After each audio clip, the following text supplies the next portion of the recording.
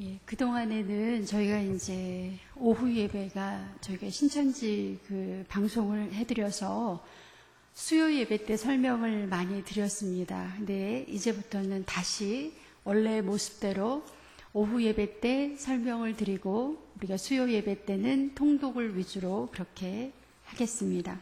우리 사무엘 하 말씀 우리가 지난주부터 지금 오늘 두 번째 걸쳐서 말씀을 보게 됩니다. 오늘 보시는 말씀이 어디라고요?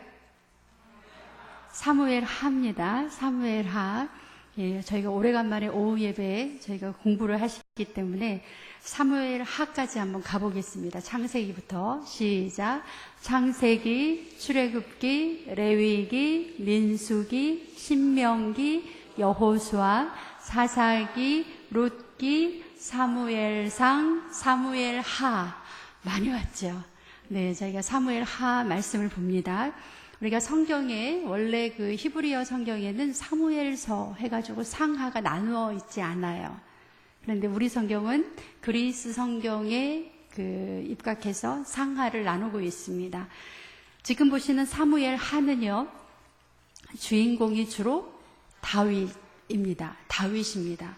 그래서 우리가 성경을 읽으실 때 내가 다윗에 대해서 좀 자세하게 알고 싶다. 그러면 주로 어디를 보시면 되죠? 사무엘 하를 보시면 됩니다. 사무엘 하 중에서도 다윗의 중에서도 왕이 되는 모습부터, 그러니까 사무엘 상은 다윗에 대해서 나오긴 하지만 주로 어떤 모습이 나오죠? 쫓겨다니는 모습. 네, 그러면 다시 정리하겠습니다. 사무엘 상에서도 다윗이 나와요. 네, 사무엘 상에서는 주로 쫓겨다니는, 사울 왕으로부터 쫓겨다니는 모습이 거의 다 주를 이룹니다. 사무엘 하로 가면 드디어 누가 죽고 사울 왕이 죽고 왕이 되어가는 장면이 사무엘 하에서 나옵니다. 네, 그래서 오늘은 두 번째 시간이기 때문에 왕이 된 이후, 그러니까 왕이 기름 부음 받는 장면은 우리가 지난 시간에 했기 때문에 반복하지 않겠습니다. 아시겠죠? 네, 사무엘하 1장을 보시면 기름 부음 받는, 그러니까 왕이 되는 장면을 우리가 그냥 제목만 복습을 하겠습니다. 사무엘하 1장에 보시면 어떻게 되어 있죠? 제목이 사울이 죽은 소식을 다윗이 듣다. 네, 사울이 죽고 왕이 없는 혼란스러운 시대가 도래됐습니다. 그래서 이럴 때 사울이 죽은 이후에 나라가 어떻게 둘로 나뉘어졌다고 우리 배웠습니다. 그래서 2장에 보시면 다윗은 어디의 왕이 됐죠? 유다의 왕이 되고, 8절에 보시면 이스보셋이 이스라엘의 왕이 되고, 여기서 말하는 이스라엘은 북이스라엘을 말합니다. 네, 정리되시죠? 1장에서는 사울이 죽은 소식을 다윗이 듣게 되고, 2장으로 가면 나라가 둘로 나뉘어서 각각 왕을 세우는 장면. 그러니까 사울이 죽은 다음에 나라가 잠시 둘로 나뉘었다는 것을 알 수가 있습니다. 3장으로 넘어갈게요. 3장부터 우리가 이제 지난주에는요, 3장, 4장 말씀을 굉장히 자세하게 공부를 했어요. 아주 기가 막힌 내용이 들어가 있거든요. 2인자들 간에 싸움이 있었습니다. 아브넬과 요압이라는 장군들끼리 북쪽의 아브넬과 남쪽의 요압이라는 두 사람 간의 알력 싸움이 나라의 통일에 어떻게 걸림돌이 되고 또 어떻게 도움이 되는지 3장, 4장은 그 혼란스러운 시대에 북쪽과 남쪽의 내정에 대해서 설명을 우리가 해줬습니다. 북쪽의 2인자는 누구라고요? 아브넬. 그러니까 우리가 이제 이름을 조금 이제 익숙해지실 것 같아요. 여기 보시면 3장 6절에 아브넬이 이스보셋을 배반하다. 이렇게 제목이 나와 있죠. 이스보셋은 북이스라엘의 왕이 된 사람 이름입니다. 아브넬은 이 이스보셋을 왕으로 만들었던 2인자. 이 사람이 배반을 하는 이야기. 그리고 3장 22절로 가면 드디어 아브넬이 살해되는 장면. 그러니까 북쪽의 2인자가 이제 살해되는 이야기가 나옵니다. 그리고 4장으로 넘어갈게요.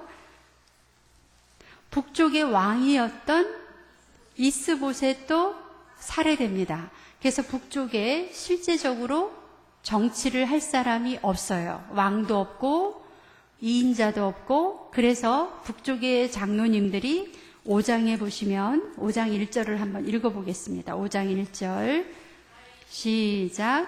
이스라엘 모든 지파가 헤브론에 이르러 다윗에게 나와 이르되 보소서 우리는 왕의 한 고륙이니이다.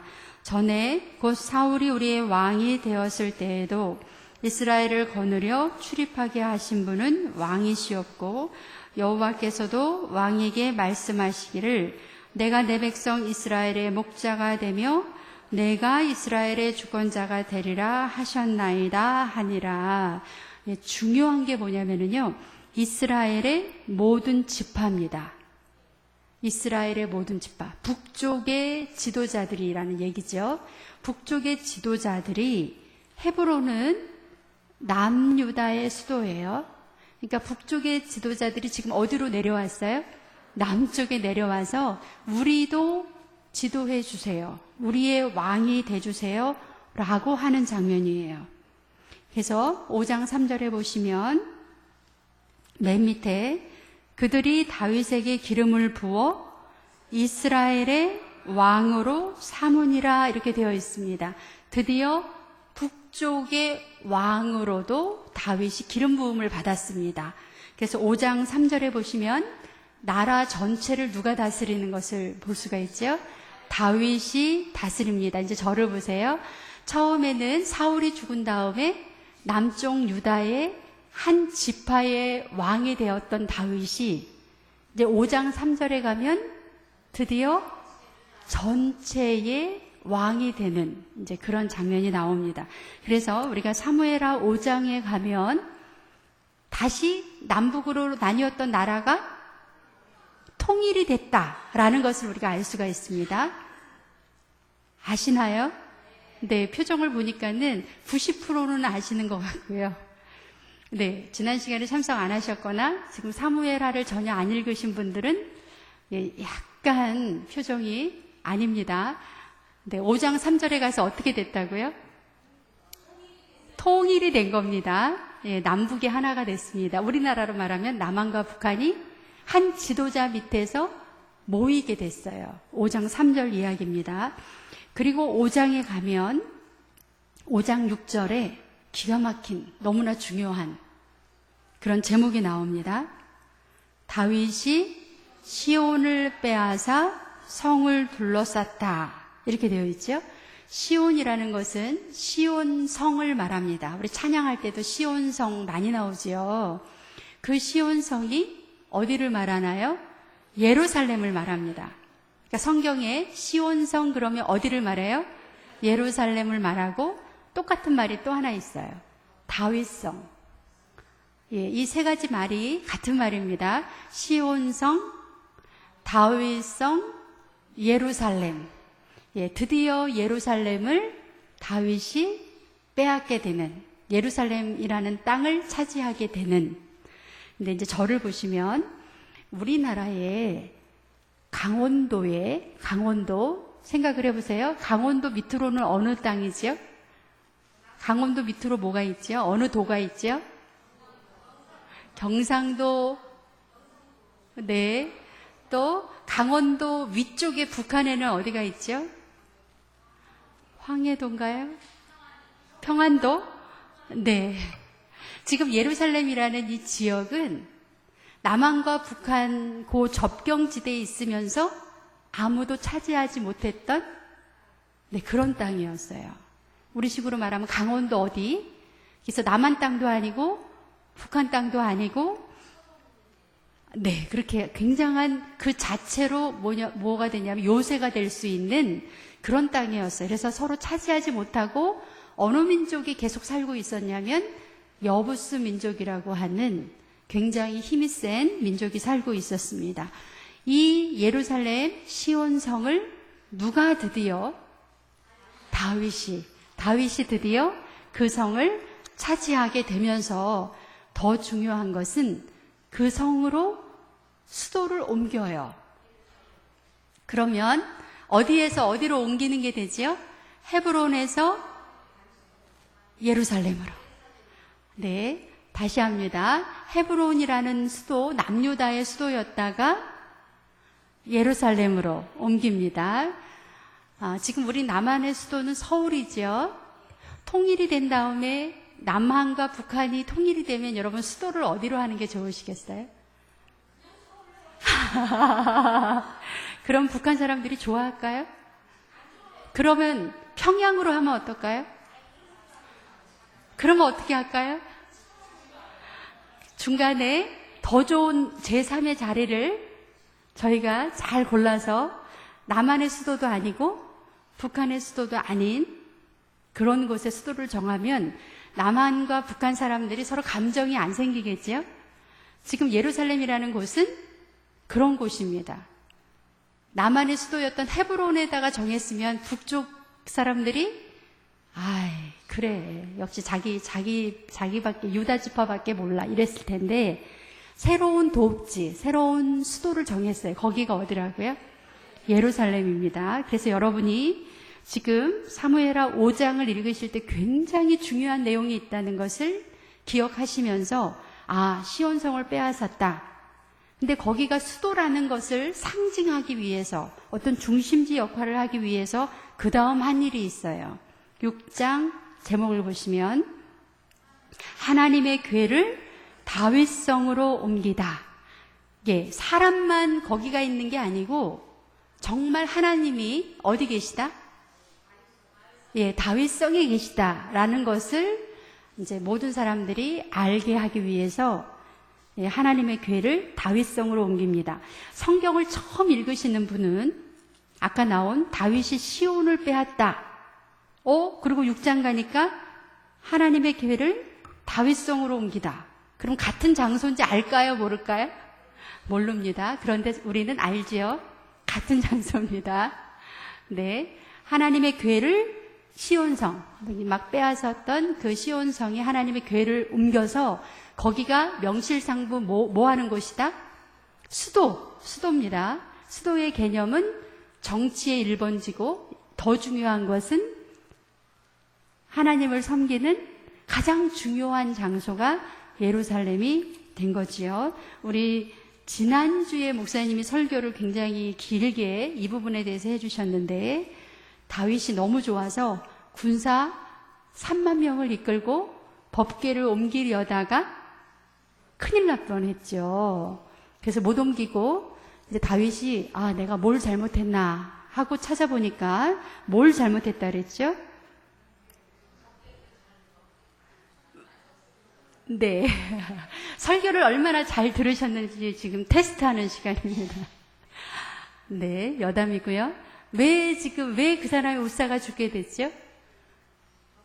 법궤를 얼떨결에 손이 갔어요. 왜 손이 갔냐면 말이 뭐라 그랬죠? 마차인가요? 수레에 법궤를 놓고 말이 끌었어요. 목사님이 소라고 하십니다. 소가 끌었어요. 그랬더니 소가 뛰어서 법궤가 떨어지려고 하니까 잡은 거예요. 그러니까 원래는 더 누가 잘못했냐면 웃사라기보다도 그 법궤를 수레에 실은 게 잘못된 거죠. 그럼 어떻게 해야 될까요? 원래 하나님의 말씀은 레위 사람이 어깨에 메고, 이게 원래 율법입니다. 그러면 우리가 좀 생각을 해봐야 돼요. 왜 법궤를 옮기는데 멋있는 수레에다가 금장식한 수레에다가 탁 옮기면 권위도 생길 것 같은데 왜 그렇게 하지 말라고, 하지 말라고 한 게 아니라 반드시 어깨에다 매라고 했을까요? 왜 그랬을까요? 우리 전통에도 있어요. 우리가 맬 때가 있어요. 가마도 매고 또 어떨 때 매죠? 상여 나갈 때도 매요. 그러면 잘 사는 집에서 상여를 막 멋있게 해놓고 소나 말이 끓으면 되는데 왜 꼭 사람이 맬까요? 조심하라는 말을 바꾸면 최고의 정성이 들어가는 방법입니다. 사람이 자기의 온 몸으로 맨다고 하는 것은 최고의 존경을 표시하는 그런 방법이었어요. 그런데 그 방법을 쓰지 않고 지금 마차에다가 소가 끄는 걸로 그렇게 했습니다. 그래서 그걸 깨닫고 다윗이 여기 보세요. 6장 12절 6장 12절 같이 읽겠습니다. 어떤 사람이 다윗 왕에게 아뢰어 이르되 여호와께서 하나님의 괴로 말미암아 오벳 에돔의 집과 그의 모든 소유에 복을 주셨다 한지라. 다윗이 가서 하나님의 괴를 기쁨으로 메고 오벳 에돔의 집에서 다윗성으로 올라갈세. 거기다 밑줄 칠 부분은 메고입니다. 메고. 그래서 13절에 보시면 읽어볼게요. 시작. 여호와의 궤를 맨 사람들이 6걸음을 가매 다윗이 소와 살찐 송아지로 제사를 드리고. 여러분이 이때 다윗이라면 이 6걸음을 뛸 때 어떤 심정이었겠어요? 이게 지금 잘하고 있는 건지, 하나님이 이것을 받아주실지, 한 걸음 한 걸음이 얼마나 조심스러웠겠어요? 그래서 한 걸음, 또 한 걸음, 또 한 걸음 하고 몇 발짝을 뛰어봤어요? 됐다. 너무 기뻐서 그 자리에서 뭐를 했어요? 제사를 드려요. 여러분이 이 느낌, 이 기분을 아셔야 됩니다. 다윗이 얼마나 기뻤으면 사람 3만 명을 동원해서 옮겼을 때도 옮기지 못했는데 하나님의 말씀대로 하니까 이게 옮겨지는 거예요. 다윗이 굉장히 놀랍기도 하고 기쁘기도 하고 감사해서 제사를 드리는 모습을 우리가 볼 수가 있습니다. 예루살렘의 새로운 도읍지에 뭐를 지금 옮기고 있어요? 하나님의 법궤를 옮깁니다. 법궤를 옮긴다는 의미는 예루살렘이 수도의 개념이 오늘날하고 약간 달라요. 하나님을 섬기는 중심지다.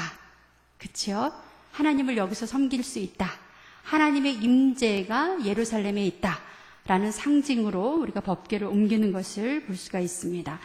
7장으로 갑니다. 이제 복습이 끝났고요. 7장 보시면 제목이 어떻게 되어 있죠? 나단이 계시대로 다윗에게 말하다. 나단은 누구냐면 선지자예요. 이제 저를 보시면 다윗은 뭐죠? 신분이 왕입니다. 나단은 선지자예요. 누가 더 높을까요? 누가 더 높을까요? 여러분들도 막 이게 지금 4분 5열로 막 나뉩니다. 다윗이 더 높을까? 나단이 더 높을까? 선지자가 더 높을까? 네. 한번 보겠습니다. 다윗이 왕이 됐어요. 그것도 굉장한 나라의 왕이 됐습니다. 그런데 다윗이 7장 1절에 한번 같이 읽어볼게요. 시작. 여호와께서 주위의 모든 원수를 무찌르사 왕으로 궁에 평안히 살게 하실 때에, 거기 부분에 밑줄 칠 것은 평안히 살게 하실 때, 거기다 밑줄 쳐보세요. 평안히 살게 하실 때. 평안히 살게 하실 때. 우리가 보통 서원 기도를 언제 드리나요? 한나를 보면 아기 못 낳았을 때. 그쵸? 하나님한테 막 간절히 기도할 때가 주로 언제지요? 힘들 때.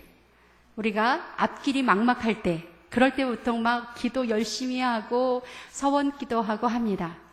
그런데 다윗은 지금 7장 1절에 보니까 평안히 살게 하신 그때, 그러니까 하나님께서 주위의 모든 원수를 무찌르사, 적이 하나도 없어요. 나라가 태평성대입니다. 너무나 편안해졌어요. 그렇게 평안히 살아계실 때 다윗은 무슨 생각을 했을까요? 하는 거예요. 보통 어렵고 힘들 때 하나님한테 기도하고 매달리고 막 하는데 다윗은 지금 너무 편안해요. 자기보다 더 잘난 왕이 없어요. 이렇게 좋은 호시절에 다윗이 뭐 했다고요? 오늘 보니까 무슨 생각을 하나 했어요. 다윗이 편안했을 때 7장 2절 시작. 왕이 선지자 나단에게 이르되 볼지어다 나는 백향목 궁에 살거늘 하나님의 궤는 휘장 가운데에 있도다. 3절 시작. 나단이 왕께 아뢰되 여호와께서 왕과 함께 계시니 마음에 있는 모든 것을 행하소서 하니라. 네, 보겠습니다. 왕이 자기가 너무 편안해요. 걱정도 없고 근심도 없고 왜 적도 쳐들어보지 않고, 그럴 때 누구를 불렀어요?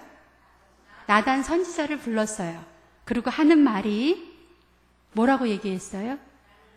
나는 백향목 궁에 사는데 하나님의 궤는 회장 가운데 있도다. 이게 무슨 말일까요? 네, 뭐가 보인 거예요? 자기가 너무나 편안하고 행복한데 자기 눈에 이야, 이거는 내가 잘해서 내가 잘나서 이렇게 내가 편안함을 누리는구나 라고 생각하는 그런 스타일이 아니고, 너무나 편안해지니까 뭐가 보여요? 하나님의 궤가 휘장 가운데, 천막 가운데 있다는 것을 보게 됩니다. 그랬더니 이 나단 선지자가 3절 보세요. 같이 읽어볼게요. 시작. 나단이 왕께 아뢰되 여호와께서 왕과 함께 계시니 마음에 있는 모든 것을 행하소서 하니라. 여기 이제 밑줄 치시는 것은 마음에 있는 모든 것. 치셨나요? 마음에 있는 모든 것. 다윗이 어떤 마음을 갖고 있었을까요? 성전을, 이 궤가 이렇게 보관될 수 있는 성전을 지었으면 좋겠다라는 생각이 들었습니다. 네, 우리가 이제 이 7장을 보시면서 다윗은 잘 나갈 때 어떻게 했다? 더 하나님을 찾았다. 네, 굉장히 중요한 교훈입니다. 내가 잘 될 때, 내가 편안할 때 더 누구를 사모하고 하나님을 사모하고 하나님의 일을 생각했다는 거죠. 나단 선지자가 너무나 기뻐서 왕이 하고 싶은 대로 하십시오라고 허락을 했습니다. 그래서 11절 보시면 하나님께서 나단을 통해서 하나님의 마음을 알려주셨어요. 네, 6절, 7절 먼저 읽어볼까요? 하나님의 마음이 어떠셨는지 시작.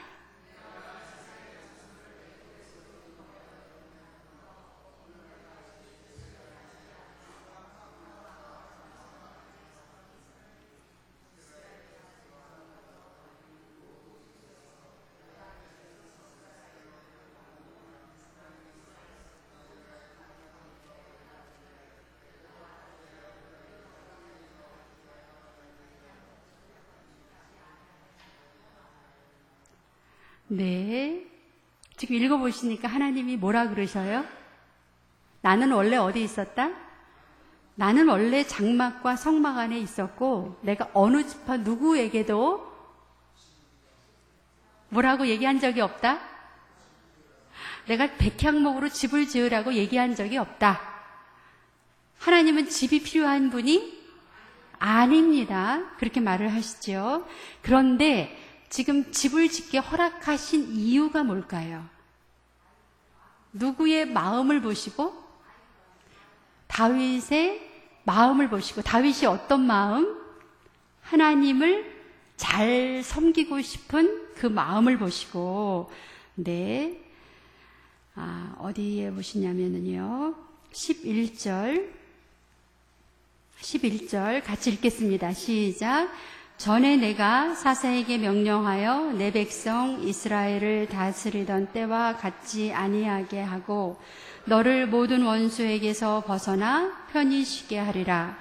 여호와가 또 내게 이르노니 여호와가 너를 위하여 집을 짓고 내 수완이 차서 내 조상들과 함께 누울 때에 내가 내 몸에서 날 내 씨를 내 뒤에 세워 그의 나라를 견고하게 하리라. 예, 이제 저를 보시면 이제 어떻게 할까요? 여기 남자분들이 다윗이고요. 여자분들이 이렇게 하면 안 되는데 하나님이라고 하겠습니다. 이따 또 바꿀게요. 죄송합니다. 처음부터 바꿀까요? 네. 다윗이 먼저 하나님한테 뭐를 해드린다 그랬죠? 하나님을 위해서 법궤가 보관될 집을 지어드리겠다. 근데 하나님이 그 마음이 나에게 마음을 써주는 그게 너무 고마워서 하나님이 대신 뭐 해주겠다? 여기 지금 읽으셨죠? 11절에 너를 위하여 집을 짓고, 이게 무슨 말일까요? 무슨 집을 지어줘? 하나님이 다윗에게 집을 지어주겠다. 그런데 그 집은 눈에 보이는 집이 아니고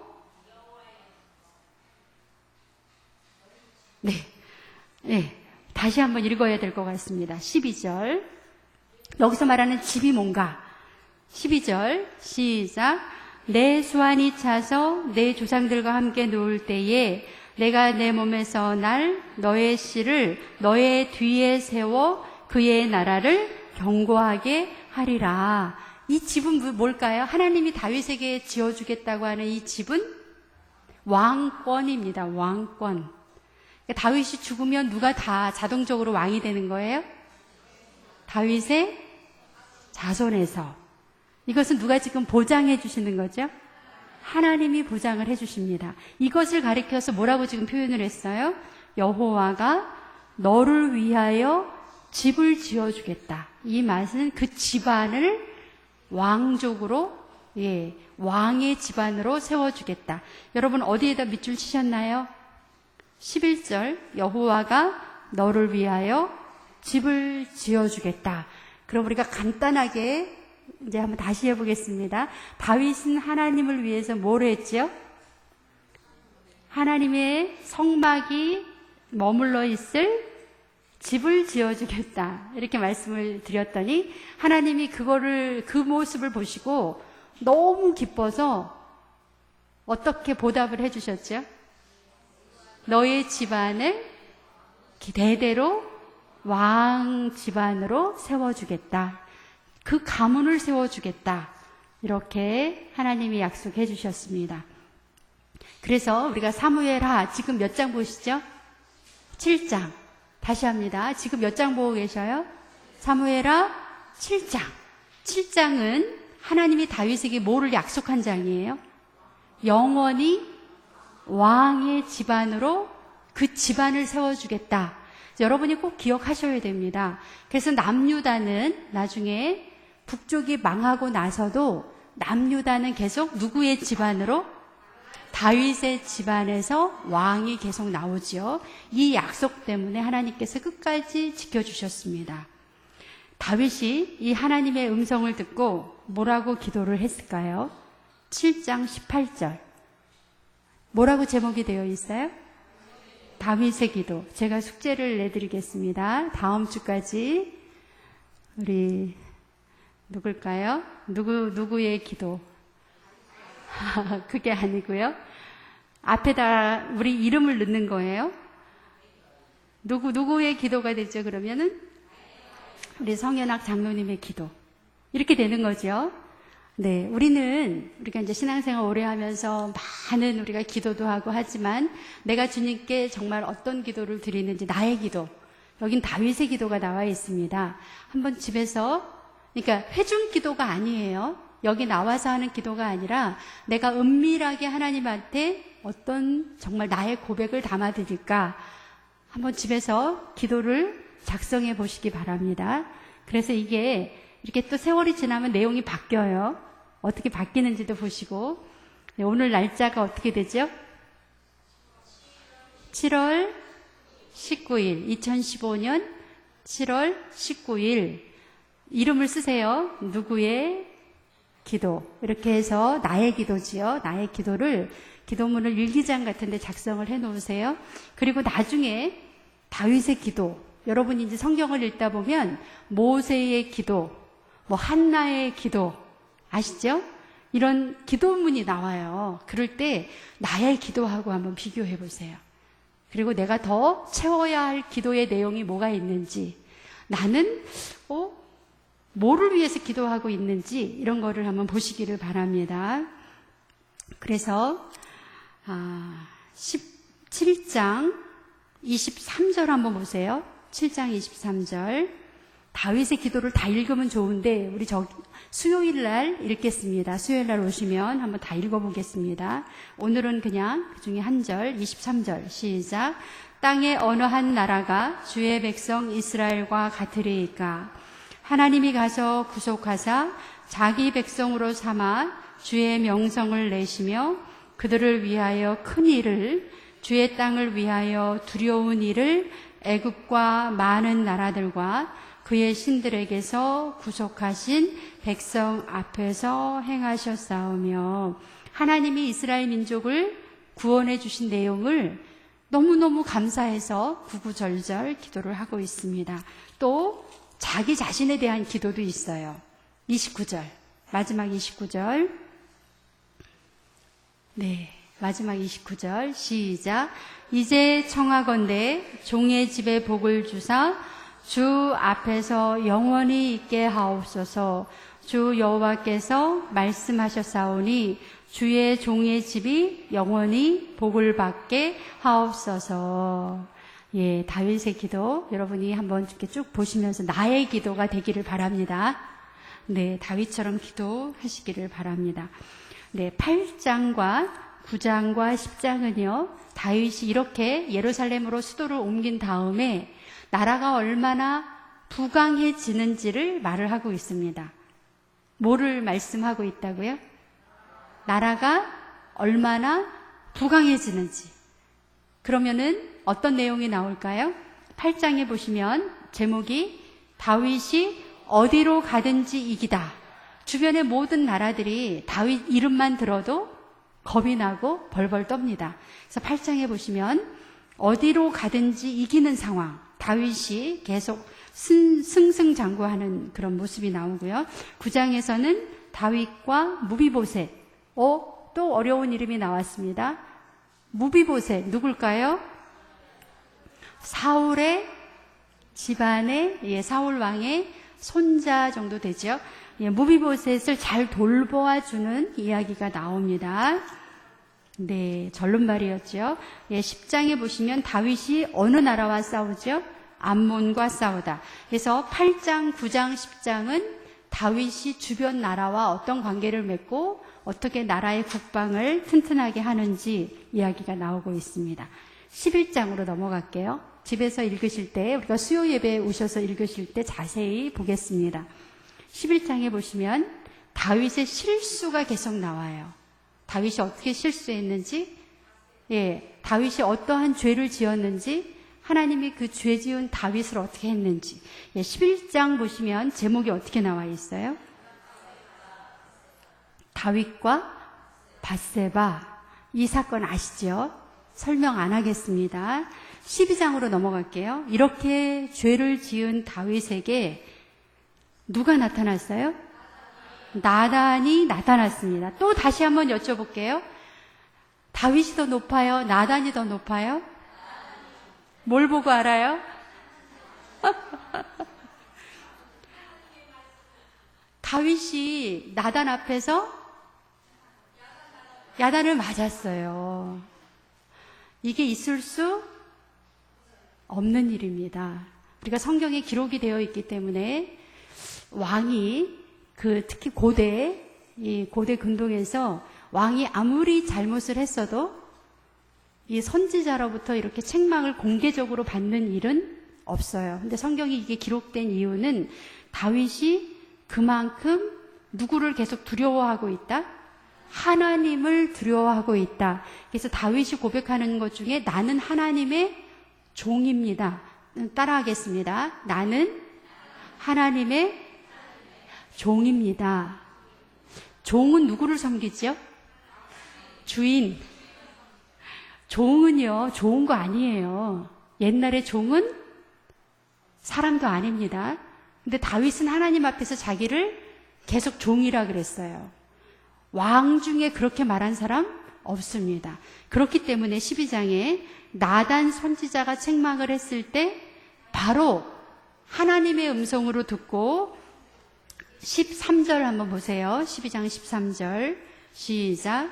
다윗이 나단에게 이르되 내가 여호와께 죄를 범하였노하매 나단이 다윗에게 말하되 여호와께서도 당신의 죄를 사하셨나니 당신이 죽지 아니하려니와. 네, 여기 잘 보세요. 제가 여기까지 하겠습니다.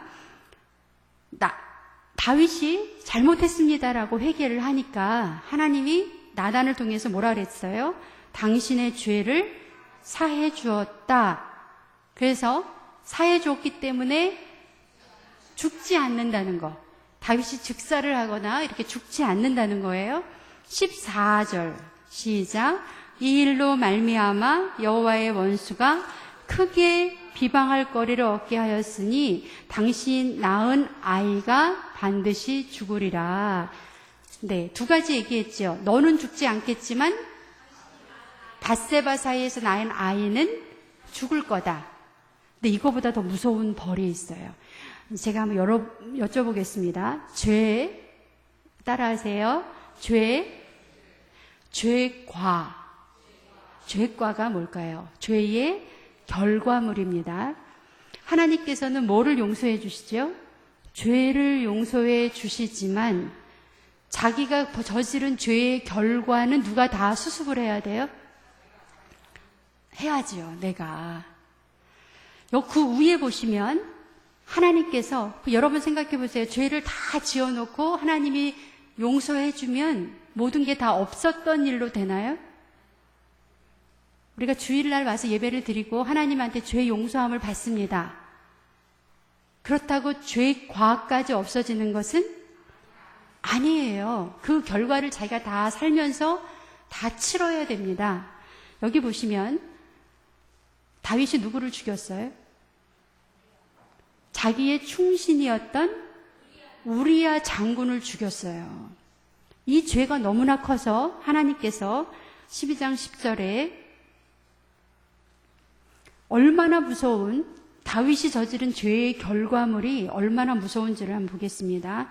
12장 10절 시작. 이제 내가 나를 업신여기고 햇사람 우리아의 아내를 빼앗아 너의 아내로 삼았은즉 칼이 너의 집에서 영원토록 떠나지 아니하리라 하셨고, 여호와께서 또 이와 같이 이르시기를 보라, 내가 너와 내 집에 재앙을 일으키고 내가 내 눈앞에서 내 아내들 빼앗아 내 이웃들에게 주리니 그 사람들이 내 아내들과 더불어 백주에 동침하리라.